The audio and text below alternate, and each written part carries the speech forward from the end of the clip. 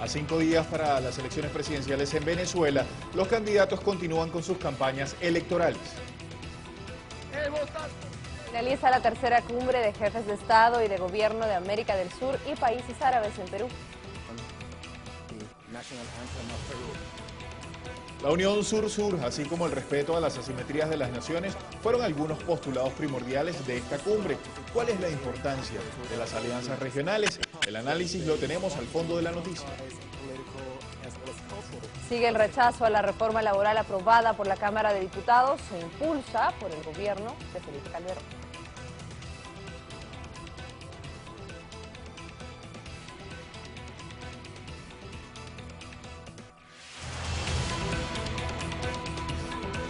Tengan muy buenas noches, sean bienvenidos a la presente emisión de Telesur Noticias. Es esta la edición central, es un placer acompañarlos desde Caracas, Venezuela. Vamos a saludar de inmediato a nuestro compañero Abraham Estillarte. Muy buenas noches, Abraham, un placer saludarte nuevamente. Hola Lueni, un abrazo para ti y para todos los televidentes. Bueno, quiero aprovechar de mostrarte nuevamente nuestro set que hemos elaborado en el marco de Venezuela Decide, nuestro proyecto, nuestro programa de cobertura de estas elecciones el próximo 7 de octubre. Y quiero mostrarte dónde estamos. Estamos en el centro de Caracas. Vamos a ver esta imagen que nos lleva directamente al Consejo Nacional Electoral. Estamos a una cuadra escasa de ese lugar y seguimos avanzando para mostrarles más. Más arriba está la Torre del Silencio, que es uno de los íconos más importantes de esta ciudad. Son dos torres gemelas que fueron construidas en los años 50 en Caracas, pues han sido también un punto de guía muy importante. Ahí ven esa torre alumbrada, es la Asamblea Nacional, las oficinas de los parlamentarios, y más adelante van a ver ahora la Avenida Universidad, que es uno de los puntos también ejemplificantes de Caracas, un punto de referencia fundamental para esta zona de Caracas. Y bueno, luego de haberles mostrado esto, quiero contarles ya noticias electorales, porque los dos candidatos, Enrique Capriles Radonsky y Hugo Chávez, siguen desarrollando sus campañas en todo el país. Les contamos más detalles de esto. Este martes la alegría desbordó las calles de Barquisimeto. El candidato Hugo Chávez realizó una caravana en el estado occidental de Lara. Una multitud se concentró para recibir y manifestarle su apoyo al líder socialista que plantea para el próximo periodo presidencial convertir a Venezuela en una potencia agrícola. El cierre de campaña electoral de Chávez será este 4 de octubre aquí en Caracas, muy cerca de donde estamos.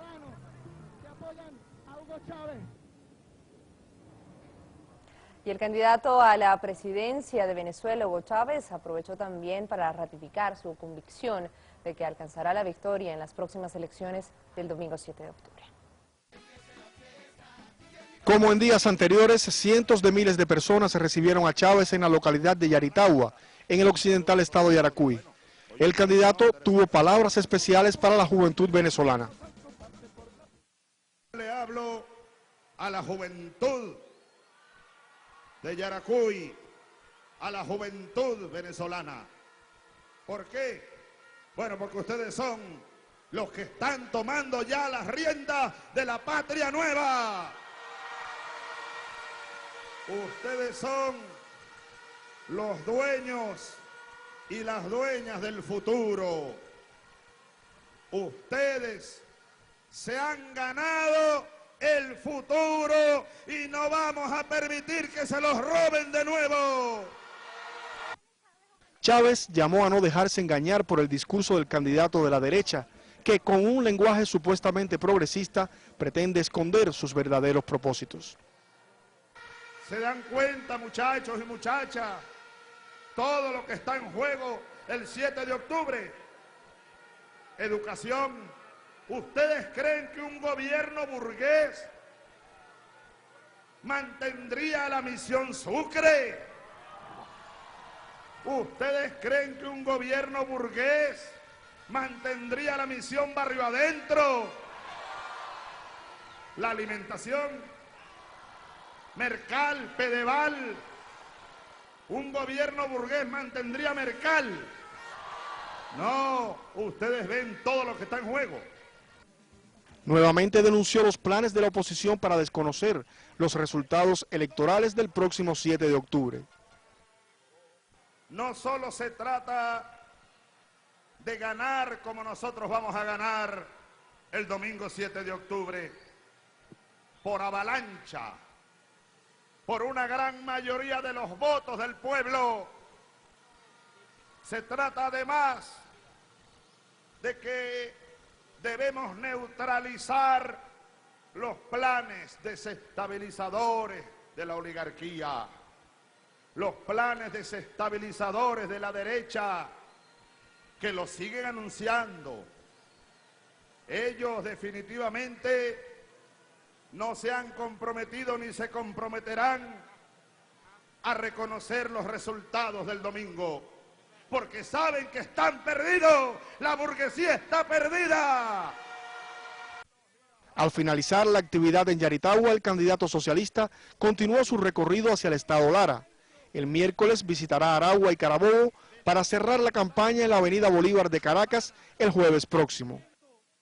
Y por otra parte, el candidato Enrique Capriles Radonsky realizó también una movilización. Él lo hizo en el estado Anzoátegui, esto es el oriente de Venezuela. Les contamos más información de esto. Frente a sus seguidores, Enrique Capriles se mostró optimista en obtener el triunfo en los comicios del próximo domingo. El candidato de la Mesa de la Unidad criticó las políticas aplicadas por el gobierno nacional en materia petrolera, turística, en seguridad y vialidad. Capriles previamente visitó el estado Mérida al occidente de Venezuela.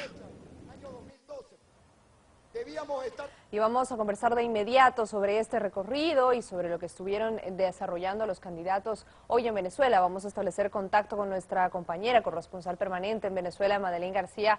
Hola Madeleine, un placer saludarte a esta hora para que nos des los detalles de lo que fue el recorrido del candidato a la presidencia Hugo Chávez el día de hoy, que culminó en el estado Lara, allá en Barquisimeto. Buenas noches. Buenas noches, Abraham. Pues sigue corriendo el reloj para las presidenciales del 7 de octubre, como lo han venido informando ustedes. Tan solo quedan 5 días y 2 para el cierre de campaña. En este sentido, el presidente y candidato Hugo Chávez, en las regiones que visitó en el día de hoy, en el centro occidente del país, que fueron el estado Yaracuy y el estado Lara, donde acaba de culminar caravana con también un mitin, pues señaló resaltó varios puntos. Primero, están seguros del triunfo y frente a este escenario acentúan la denuncia de planes de desestabilización por parte de la oposición y de desconocer los resultados electorales. En este sentido, invitó a la militancia a movilizarse el 7 de octubre para ganar con un amplio margen a favor de su candidatura y para ampliar esta brecha con su contendor Enrique Capriles. También dirigió gran parte de este discurso a los jóvenes, a ellos el llamado, porque desde hace 13 años se construyen las bases de un país. Destacó que Venezuela estaba sumergida en el abismo y con la revolución disminuyó, por ejemplo, el tema de la pobreza de 60 a 20%, la pobreza extrema de 27% a 7%. También destacó los logros en materia de educación, de inclusión, en materia de salud, alimentación, en todos los sectores. A los campesinos también dirigió gran parte de este discurso, que han sido incluidos también en misiones sociales y en misiones socioproductivas como la misión Agro Venezuela.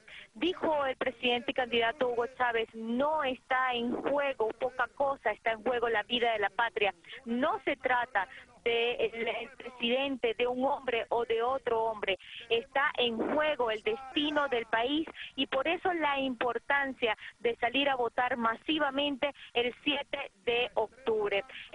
En términos generales, ha sido el discurso del candidato y presidente Hugo Chávez, que continúa mañana en el penúltimo día del cierre de campaña en los estados Aragua y en el estado Carabobo. Este es el centro del país, el mero corazón de Venezuela. Allí tendrá una concentración aproximadamente a la 1 de la tarde hora local, primero en Maracay, en la ciudad de Maracay, aproximadamente a 1 hora y media de Caracas, y luego cierra con una caravana y con otro meeting en el estado Carabobo, en su capital, la ciudad de Valencia. Por supuesto, nosotros estaremos recorriendo este penúltimo día de campaña con el presidente y candidato Hugo Chávez.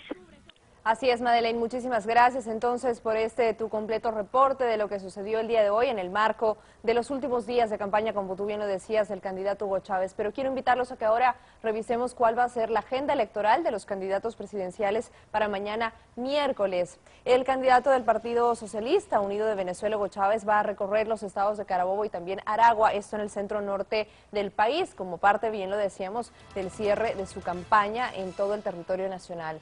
Por otro lado, el candidato de la denominada Mesa de la Unidad va a visitar la ciudad de Maracaibo, ubicada en el estado Zulia, esto al occidente de Venezuela. Se ha convertido en uno de los ejes de la campaña de la oposición para atacar al gobierno. Sin embargo, el gobierno venezolano tiene más de una década intentando resolver los problemas de base, los de raíz, para tratar de erradicar la situación que está enfrentando Venezuela. Vamos a ver este trabajo. La delincuencia forma parte de la realidad venezolana y es la base de la campaña electoral de la oposición del país. Medios de comunicación internacionales olvidan hablar de las luchas contra las raíces que generan este problema y que de momento no han conseguido cambios a corto plazo. La sola reducción de pobreza y de desigualdad y el aumento de los niveles de inclusión social no resuelve el problema de los delitos violentos. Eso ha sido un aprendizaje de la revolución y por eso a partir de 2006 se incorpora con mucha fuerza la perspectiva del control penal basado en derechos humanos y la reforma policial. Se han creado nuevos cuerpos policíacos para acabar con una corrupción enquistada en algunas de las fuerzas de seguridad desde hace décadas y que producían más del 20% de los crímenes en este país. Hemos tenido reunión con la Policía Nacional, con la nueva Policía Nacional. Ellos han estado en las reuniones de los consejos comunales, en todos los consejos comunales aquí en La Vega. Ellos han participado en las reuniones, nos han dado charlas, números de teléfono. Cuando lo llamamos ellos vienen inmediatamente. Pero eso a través de la organización en los consejos comunales, conjuntamente con ellos. En La Vega, al igual que en barrios de grandes ciudades centroamericanas o brasileñas, la violencia forma parte del día a día. El aumento de las medidas represivas ha sido una constante en el resto de países, pero Venezuela, con distintos resultados, ha buscado nuevas fórmulas. El problema de la seguridad no se resuelve solo con policía, ni solamente con cárceles, ni muchísimo menos con el aumento de las penas privativas de libertad, sino con procesos de organización, empoderamiento, construcción de convivencia, organización popular. Según estos vecinos, la organización comunitaria ha provocado grandes cambios alejados de las cifras que se suelen manejar en los medios de comunicación, aunque las dificultades aún continúan. Si quieren hablar sobre la delincuencia, sí, siempre hay delincuentes en todos lados, pero sí ha disminuido un poco. Gracias a la Policía Nacional y a los consejos comunales, porque los consejos comunales, todo, como todo, está unido. Y ellos saben todo, cada cosa de cada barrio. A pocos días para las elecciones, millones de venezolanos reflexionan sobre los años de gobierno de Hugo Chávez. Con su voto el próximo domingo no solo deberán decidir qué modelo necesitan para terminar con la delincuencia, sino también qué tipo de sociedad aspira todo el continente americano. Rodrigo Hernández, Telesur, Caracas, Venezuela. Seguimos en el mismo marco de las elecciones y la misión de acompañamiento de la UNASUR para este proceso electoral que se va a realizar el domingo. Se reunió en Caracas con los embajadores de los países que integran este organismo. El argentino Carlos Chacho Álvarez ha acompañado procesos electorales en varios escenarios internacionales, entre ellos Palestina en 2006. Sin embargo, esta es su primera experiencia en América del Sur. Insiste en que la misión que encabeza es objetiva, neutral e imparcial. Su propósito, ayudar a consolidar las democracias en los países que integran ese organismo, constituido desde 2008. Está seguro de la alta confiabilidad del sistema electoral venezolano y por ello descarta cualquier sombra de fraude. Hay alta confiabilidad en el sistema electoral desde el punto de vista tecnológico, desde el punto de vista de su confiabilidad, desde el punto de vista de sus reaseguros y sobre todo de que no se puede distorsionar la voluntad del votante, que es lo más importante en todo proceso electoral. Garantizar el secreto del voto y garantizar que la voluntad popular no puede ser distorsionada. La misión de UNASUR ha mantenido contactos con las distintas tendencias políticas venezolanas. Durante toda la semana se reunirán nuevamente con voceros de la oposición y del Partido Socialista de Venezuela. Los especialistas, los auditores tecnológicos de los partidos de la oposición, los que vienen siguiendo el sistema hace muchos años, del año 2006, nos han dicho que si hubiese una distorsión en alguna de las etapas del proceso electoral tecnológico, cualquier informática de la oposición lo estaría identificando y descubriendo. Es decir, que es un sistema fácilmente auditable. El próximo viernes, los voceros de la misión entregarán un balance de su gestión y darán a conocer el cronograma de actividades y los estados donde harán presencia como acompañantes de los comicios presidenciales venezolanos.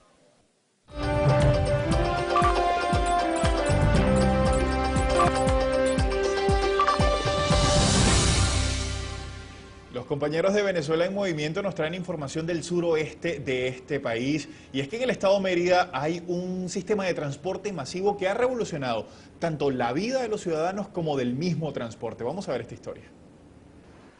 Esta es la nueva cara de una ciudad, referencia a nivel latinoamericano por su gran atractivo paisajístico.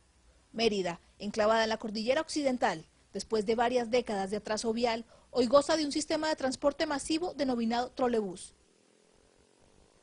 Por sus cabinas y pasillos, los usuarios recuerdan cómo antes el desarrollo urbanístico era una palabra exclusiva de las élites. Los transportes eran unos carros ya todos escarcachados. Aquí no venían carros a Venezuela de trabajo, aquí lo que venían eran carros, pero era para los ricos era que venían. Mérida es la primera ciudad en América Latina que cuenta con un sistema de transporte masivo para una población menor a los 500.000 habitantes. Este sistema fue concebido para beneficiar a una población de 40.000 personas diariamente. Es amigable con el medio ambiente, pues no genera contaminación ambiental ni acústica. Se ha convertido en un símbolo en esta población, pues por primera vez sus beneficiarios sienten un transporte asociado a la calidad de vida y a la dignificación del ser humano. No, muy cómodo. Tú puedes darte cuenta de la comodidad en que se viaja y el que va de pie va completamente tranquilo. Porque es muchísimo más cómodo, porque hay aire acondicionado, las instalaciones están en perfecto funcionamiento, muy limpias y seguras con vigilancia.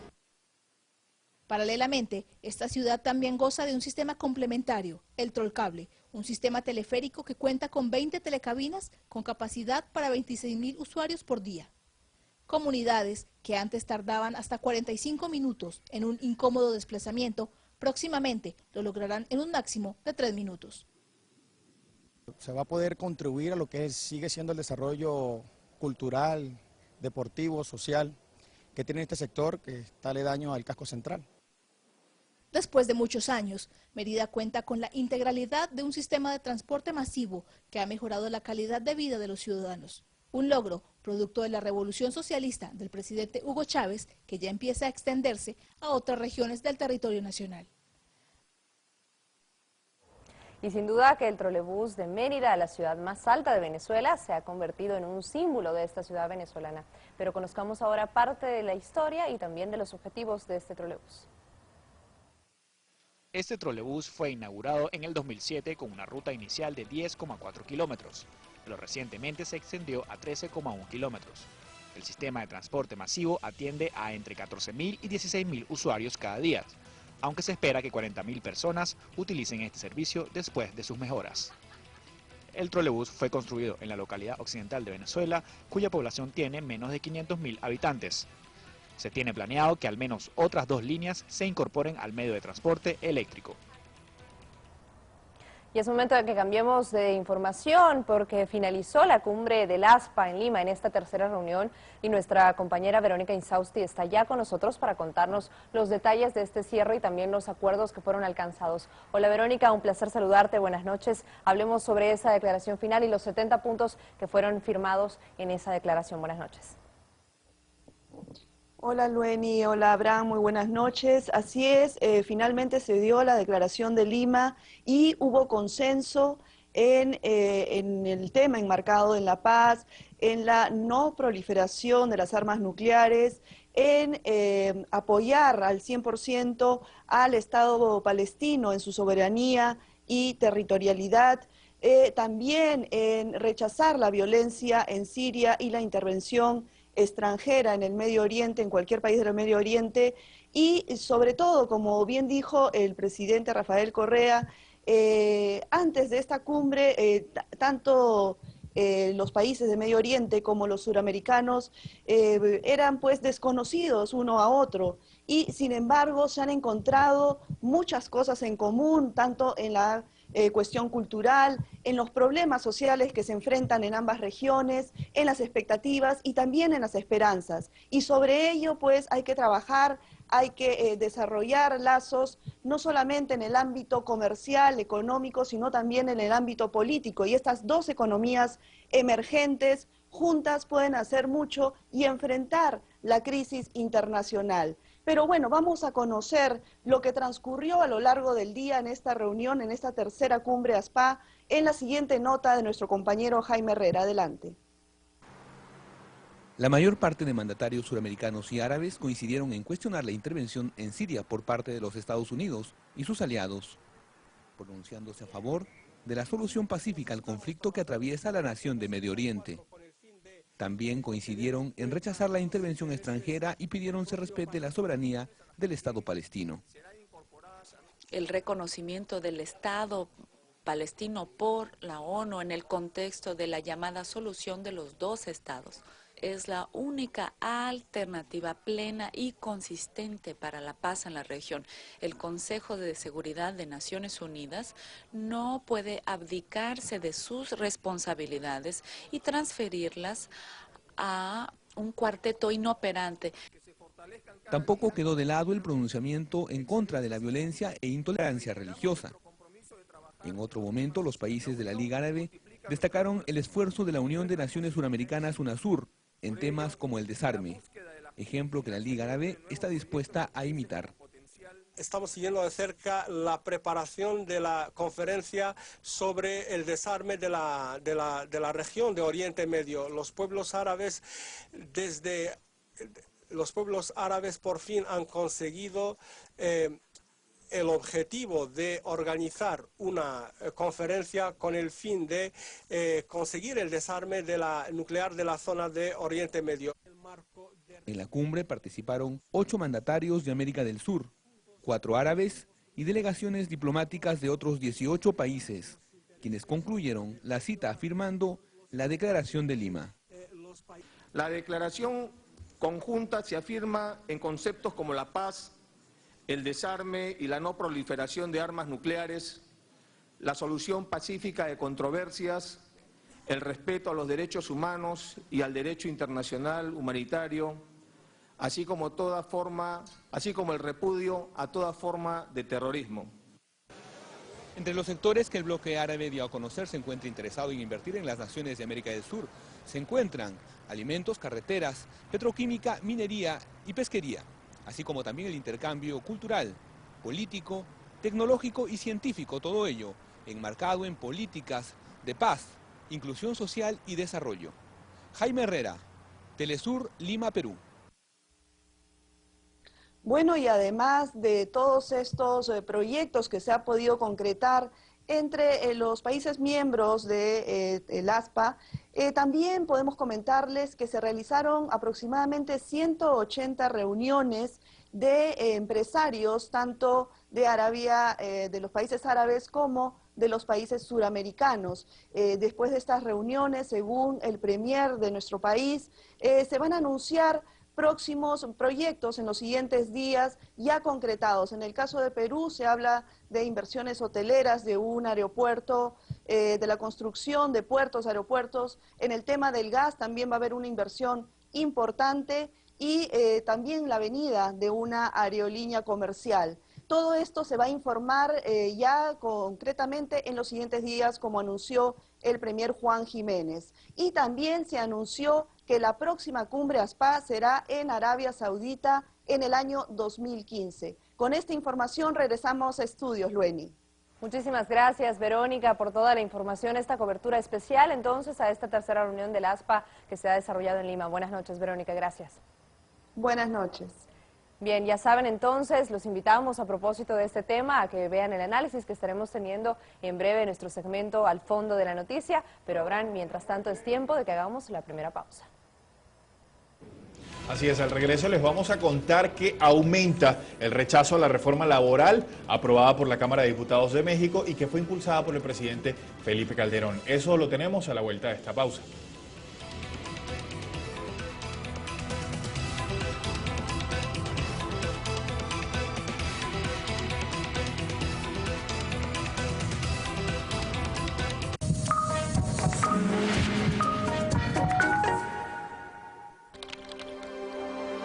Ahorita estamos desamparados, no hay autoridades. El país quedó sin posibilidad de tener otra versión de lo que pasaba. El presidente Correa llama a las 9 de la noche y ordena el ataque a un hospital. Tuvo que ser evacuado hasta un hospital de las inmediaciones. Desde allí comentó que el país atravesaba un intento de golpe de Estado. Mate a Correa y se acaba esa protesta. ¿Quién te lo hubiese contado? Venezuela vive un momento crucial de su historia. Elecciones presidenciales 2012. Siga paso a paso la actividad de la campaña electoral, los candidatos, el árbitro, el pueblo. Viva por Telesur la más completa cobertura periodística del proceso comicial. Usted nos acompaña. Venezuela decide.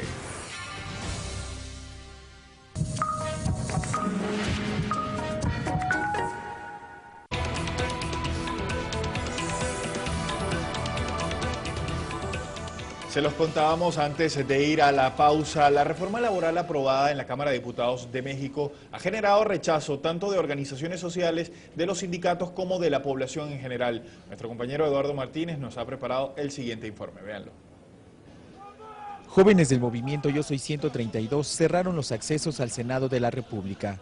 Somos ciudadanos, no somos acarreados, somos ciudadanos. En un intento por impedir que los legisladores aprueben de manera rápida la reforma laboral propuesta por el presidente Felipe Calderón, tal como ocurrió en la Cámara de Diputados.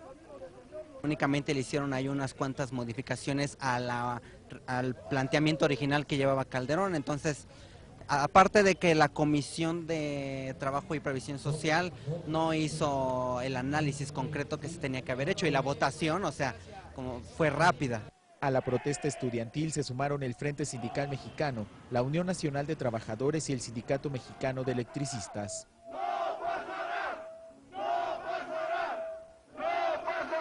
Es una ley que prácticamente deshabilita el derecho laboral en México.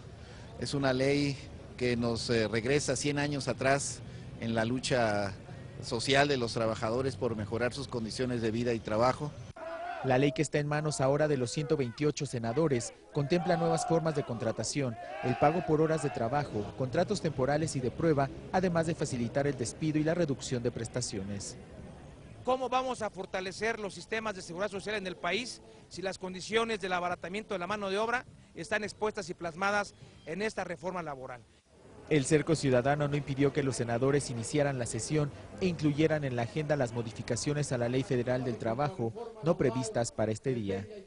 Sindicatos y movimientos sociales que se oponen a la reforma aseguran que continuarán movilizándose. Mientras tanto, ya preparan el primer paro nacional para el próximo 20 de noviembre. Eduardo Martínez, Telesur, Ciudad de México. Permanecemos en México porque estudiantes del Instituto Politécnico Nacional de la Universidad Autónoma Metropolitana se han sumado al paro nacional estudiantil contra la reforma laboral. Y algunos de los universitarios de esta Universidad Metropolitana informaron que los campus de Iztapalapa y Xochimilco permanecen cerrados y también informaron que en el interior de las aulas de la clase se realizan debates y talleres. Cerca de un centenar de estudiantes realizaron una marcha en el interior del campus universitario para posteriormente dirigirse al Senado en rechazo a los recortes por parte del Ejecutivo. Desde el movimiento Yo Soy 132 hacemos un llamado urgente y amplio a la sociedad civil a organizarse para echar abajo las reformas estructurales y los planes antipopulares del gobierno saliente de Calderón, política que Peña Nieto pretende continuar. Asimismo, hacemos un llamado a todos y todas las trabajadoras, intelectuales, desempleados, estudiantes, amas de casa, al pueblo en general y en particular a sus jóvenes, a sumarse a nuestro paro, contra la imposición de Peña Nieto, contra la esclavista reforma laboral y en defensa de la educación pública, gratuita y de calidad.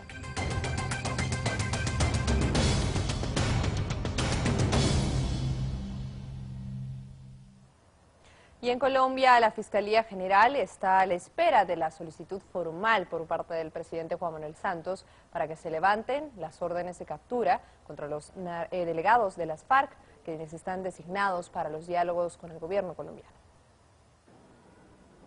A la espera de la solicitud formal para levantar las órdenes de captura en contra de los delegados de las FARC-EP que estarán en la mesa de diálogos, se declaró el fiscal general de Colombia. El presidente debe reconocerlos mediante un acto e inmediatamente los jueces tienen la obligación de suspender las órdenes de captura de esas personas, en muchos casos a solicitud de la Fiscalía General de la Nación. En las últimas horas, la Secretaría de Prensa de la Presidencia colombiana manifestó que si hay cambio en las fechas de inicio de diálogos fijada para el 8 de octubre próximo en la ciudad de Oslo, esta será dada a conocer mediante un comunicado oficial. Que las especulaciones son inevitables, pero no especulen tanto, habrá mesa y habrá en octubre, no se preocupen, hay que resolver los temas logísticos. Igualmente, en un comunicado, el Estado Mayor Central de las FARC-EP ratificó la inclusión de Ricardo Palmera o Simón Trinidad en el equipo de negociadores de esa guerrilla. Los mecanismos para su participación serán tratados en la mesa de diálogos. Organizaciones de derechos humanos consideran que este no debe ser un obstáculo para la paz.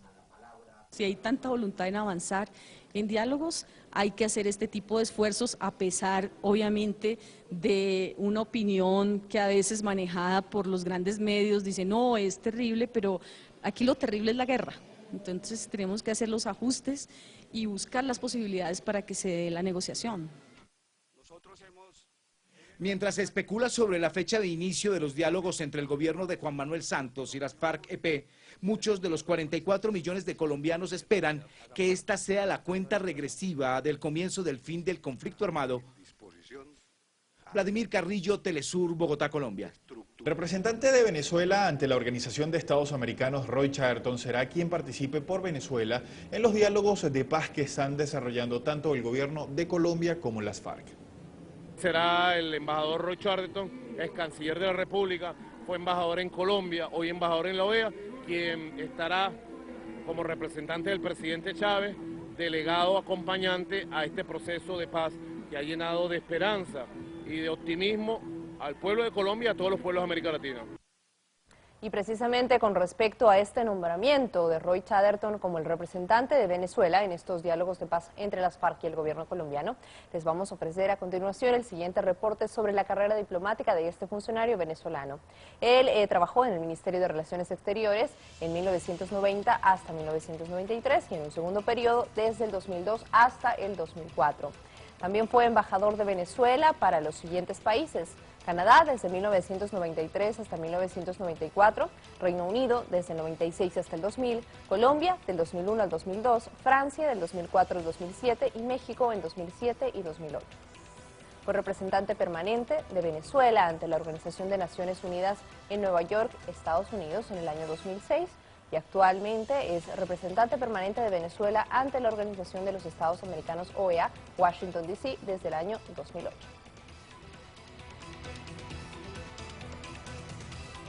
Pasamos ahora a información más allá de las fronteras de Latinoamérica y el secretario general de Naciones Unidas, Ban Ki-moon, él responsabilizó al gobierno sirio de la actual situación que se vive en el país árabe. Declaraciones que sin duda han generado divididas reacciones en la sociedad siria. Veamos todo en el siguiente informe.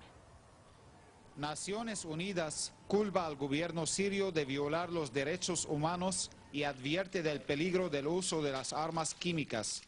Pide que muestre compasión por su pueblo. Acusaciones que la diplomacia siria estima se enmarcan en el plan occidental contra Siria. Mi país afronta desde hace un año y medio a un terrorismo organizado que ha afectado a la ciudadanía en múltiples zonas de Siria. A nosotros ya no nos extraña el fracaso del Consejo de Seguridad al condenar estos atentados, porque algunos de sus miembros son quienes respaldan tales fechorías. Al igual que las autoridades, la población siria condena las declaraciones del secretario general de la ONU. Denuncia que ignora el terrorismo organizado que enfrenta al país, una visión no compartida por la oposición. Sus declaraciones no reflejan la realidad de la situación en Siria, sino todo lo contrario, manipulan la realidad y siguen el discurso occidental que busca derrocar al gobierno sirio bajo excusas humanitarias, objetivo que no permitiremos que lo logren.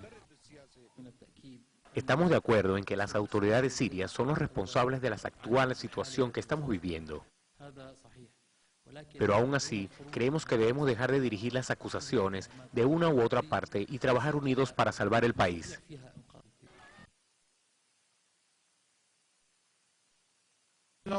A raíz de la violencia, una situación que Damasco aclara es aprovechada para obtener fondos, no para ayudar a los sirios, sino para financiar el terrorismo que azota el país. Y un grupo de refugiados sirios se movilizaron para exigir que se abra la frontera entre Siria y Turquía para poder pasar libremente. Vean eso. Los civiles realizaron una protesta en su campamento para pedir que se cumpla su demanda. Cifras de la ONU revelan que el número de refugiados sirios en los países vecinos superó las 300.000 personas en los últimos meses. Funcionarios de Naciones Unidas añadieron que el incremento del éxodo evidencia la necesidad de aumentar los recursos para atender las carencias de los afectados por el conflicto armado. El presidente de Irán, Mahmoud Ahmadinejad, acusó a las potencias occidentales de promocionar lo que calificó de guerra económica a escala planetaria contra la nación persa. Durante una conferencia de prensa transmitida por la televisión estatal iraní, Ahmadinejad afirmó que Estados Unidos y sus aliados, además de imponer sanciones contra las ventas de petróleo, también han puesto barreras a los intercambios bancarios, de manera que si Teherán logra vender el petróleo, no puede cobrarlo. Esto hizo que la moneda iraní perdiera 1/3 de su valor con relación al dólar estadounidense la última semana. El objetivo de las sanciones es presionar para que la nación persa renuncie a su programa nuclear con fines pacíficos. Y es tiempo de que revisemos lo que va a ser noticia para mañana, 3 de octubre del año 2012. En la Universidad de Denver, en Colorado, Barack Obama y Mitt Romney se enfrentan en el primero de 3 debates, esto de cara a las elecciones presidenciales del próximo mes de noviembre. En Colombia, el presidente Juan Manuel Santos será intervenido de un tumor en la próstata. Y en Venezuela continúa la campaña electoral. El candidato Hugo Chávez recorrerá los estados Carabobo y Aragua en el centro norte del país, mientras que Enrique Capriles estará en el estado Zulia, esto al occidente de la nación. Y pasamos de inmediato a conocer qué es noticia en el ámbito económico. Nuestra compañera Doricel Blanco está lista para contarnos.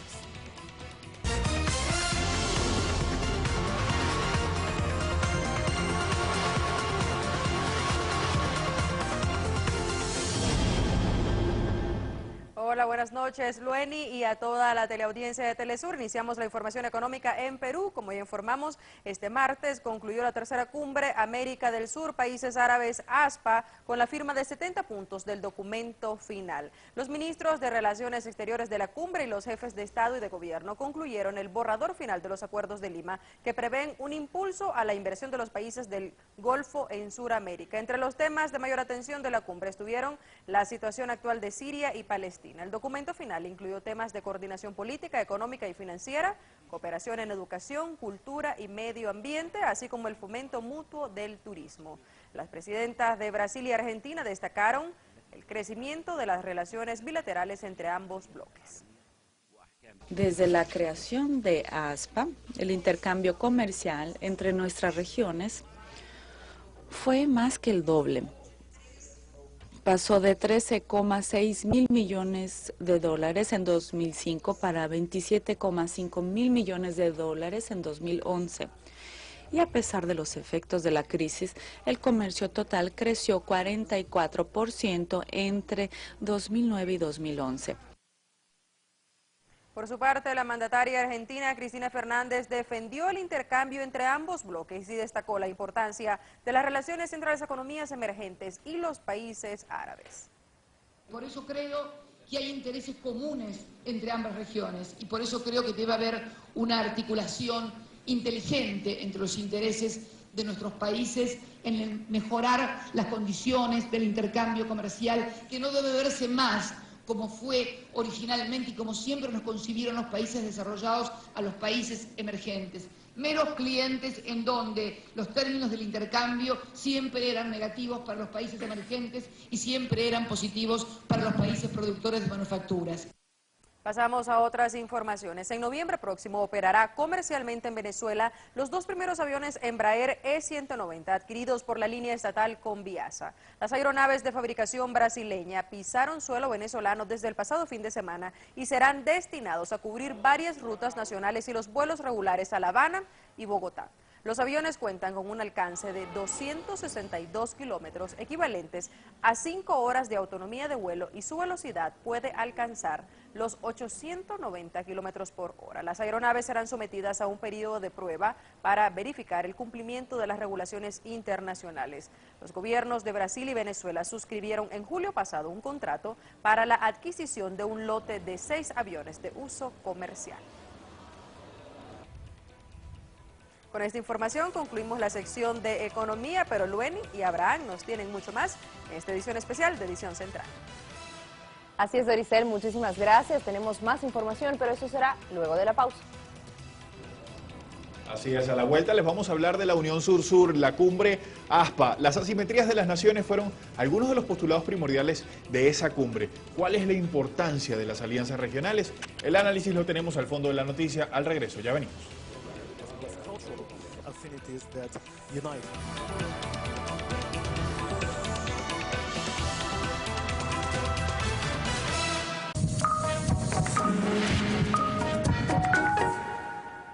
A días de las elecciones presidenciales en Venezuela, Telesur despliega un equipo periodístico por todo el territorio nacional. Los enviados especiales, Angie Camacho y Luis Gutiérrez, recorrerán la nación suramericana para registrar las vistas y testimonios de los venezolanos previo a los comicios electorales. En el marco de Venezuela Decide, siga nuestra ruta. Venezuela en movimiento. Solo por Telesur.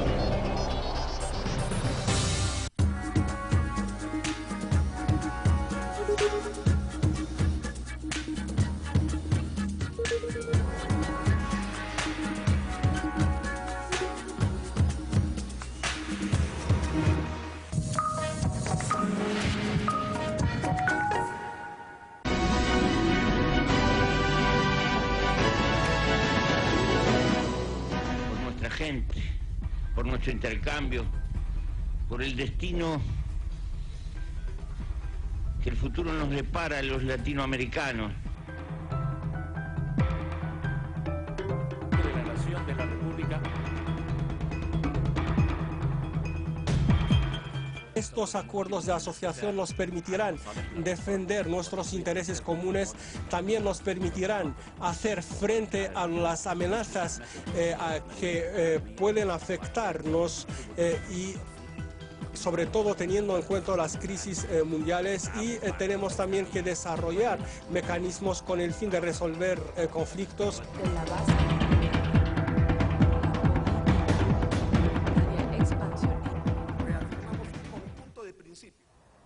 Veíamos impresiones sobre la tercera cumbre del ASPA que concluyó hoy martes en Perú con la firma de la Declaración de Lima, un documento que sella el acuerdo entre los países miembros de la Unión de Naciones Suramericanas, UNASUR, y de los países árabes, un evento que además promovió las relaciones comerciales y de cooperación, así como la unión por parte de estas regiones.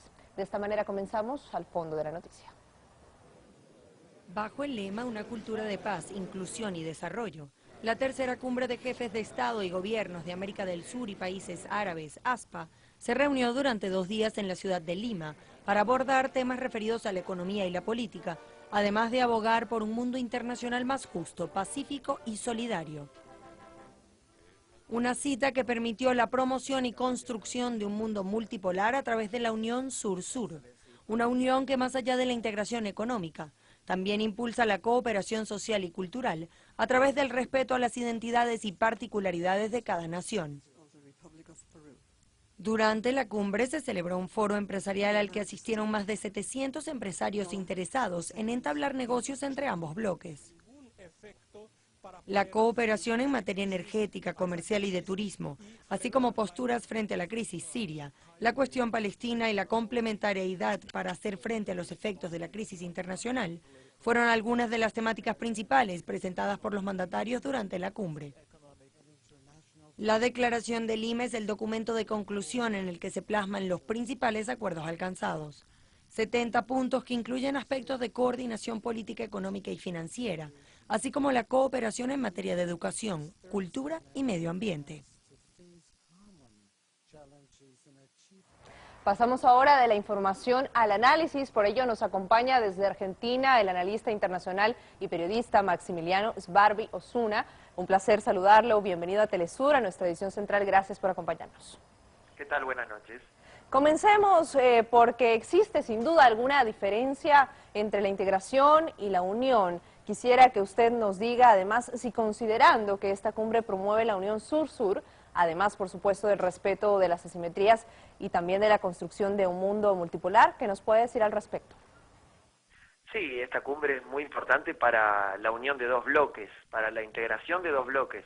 Por supuesto que la unión es paulatina, no se lleva, no se puede implementar inmediatamente. Esta cumbre comenzó en el 2005 y en el 2009 hubo una nueva cumbre y recién este año es la tercera. Paulatinamente se va dando una integración de todo tipo, no solamente económica, sino también política, cultural, de desarrollo de energía.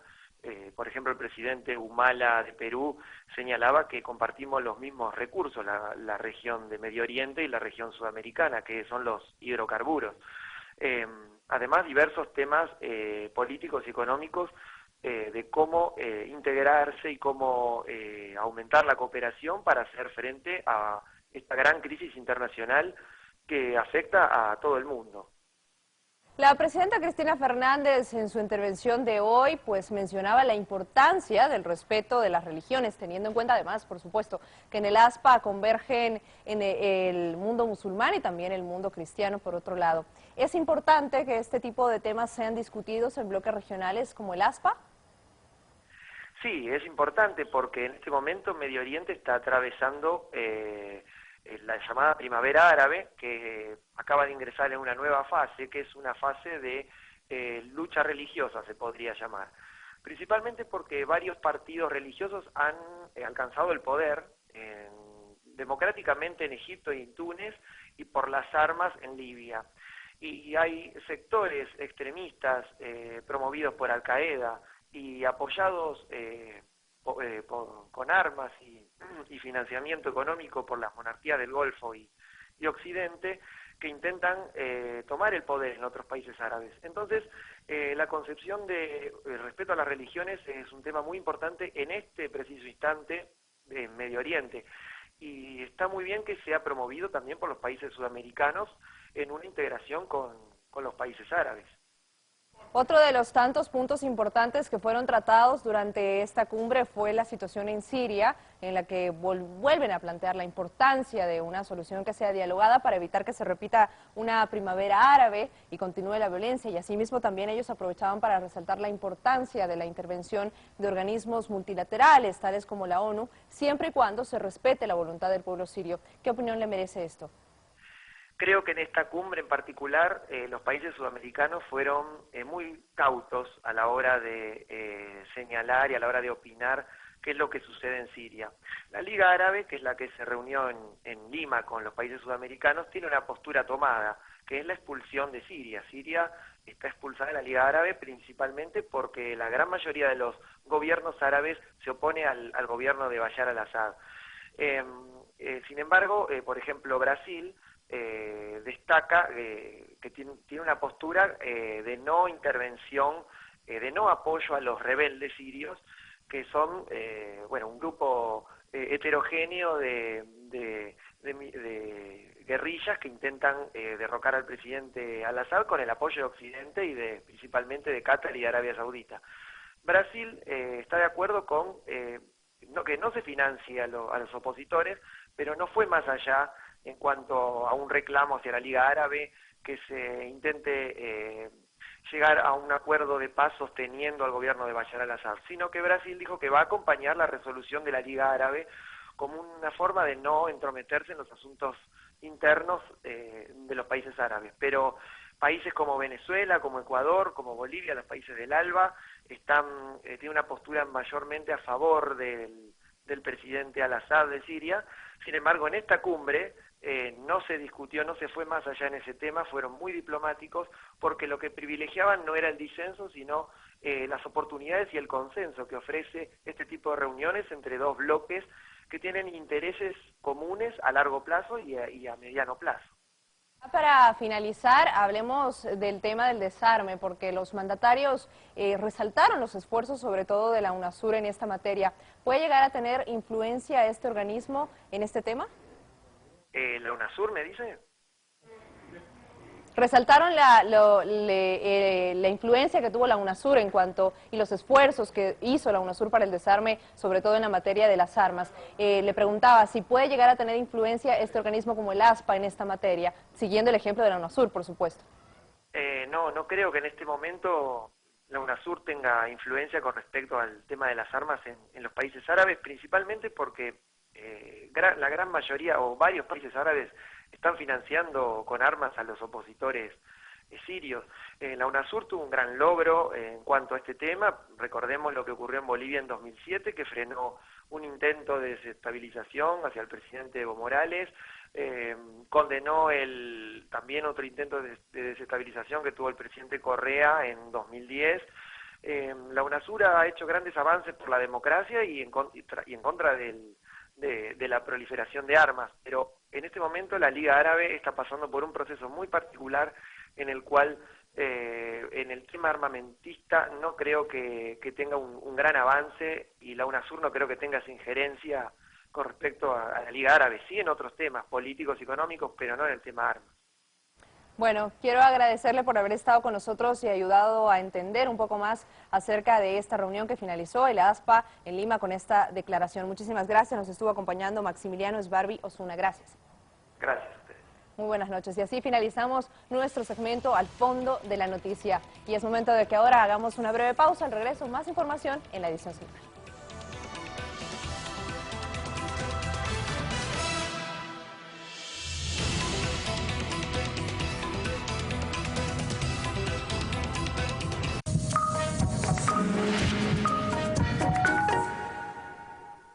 Venezuela, inversión social. En los últimos años, la inversión social ha sido prioritaria en Venezuela. Desde 1999 hasta el 2011, se destinaron más de 460.000 millones de dólares en este rubro. El gobierno del presidente Hugo Chávez ha explicado que pretende saldar la deuda del Estado con el pueblo, luego de décadas de políticas neoliberales.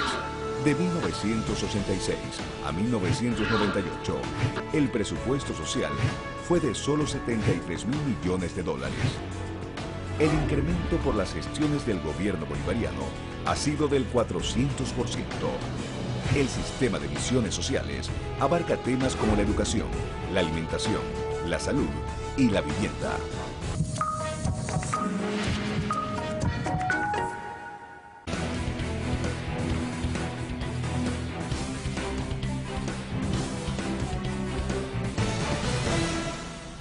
Hola, ¿qué tal? Bienvenidos a los deportes en edición central y comenzamos porque este martes regresó la Liga de Campeones. El Fútbol Club Barcelona llega a Lisboa con la misión de sacar un triunfo por primera vez frente al Benfica. Además, los culés estaban a un tanto de marcar el gol 800 en esta competencia.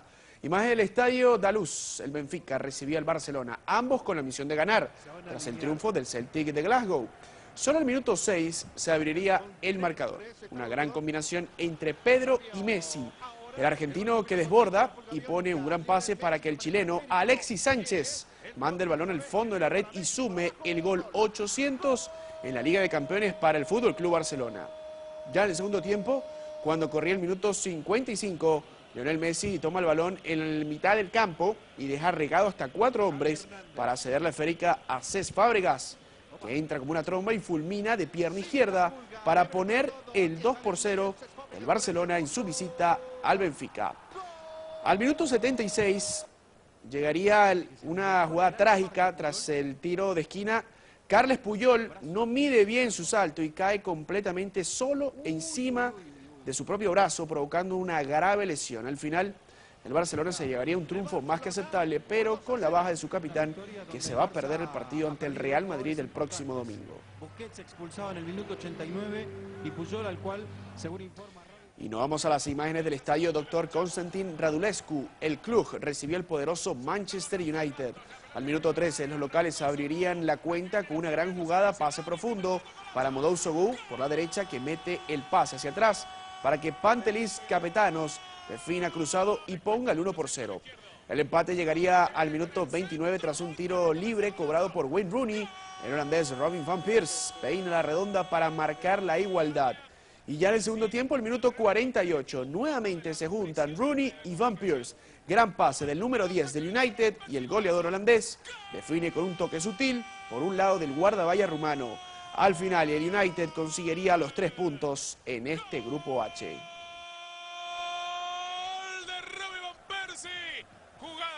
Bien, hasta aquí los deportes. Ahora continúen con más con Lueni.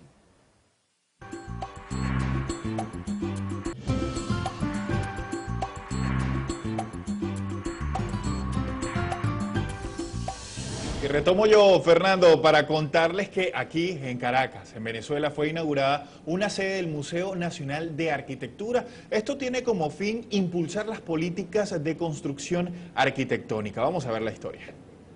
La vivienda en Venezuela, hoy y mañana, fue el título de la primera muestra que ofreció la institución a través de maquetas de diversos conjuntos residenciales que han sido construidos en la misión vivienda. El Museo de Arquitectura Nacional exhibirá proyectos urbanísticos del país mediante diálogos, propuestas e investigación. Una contribución muy importante que este pueblo, ¿verdad?, se da para revisarse, para venir a encontrarse con cómo se ha relacionado con el espacio, la ciudad, cómo ha ordenado su vida, los retos que tiene, las dificultades, los obstáculos.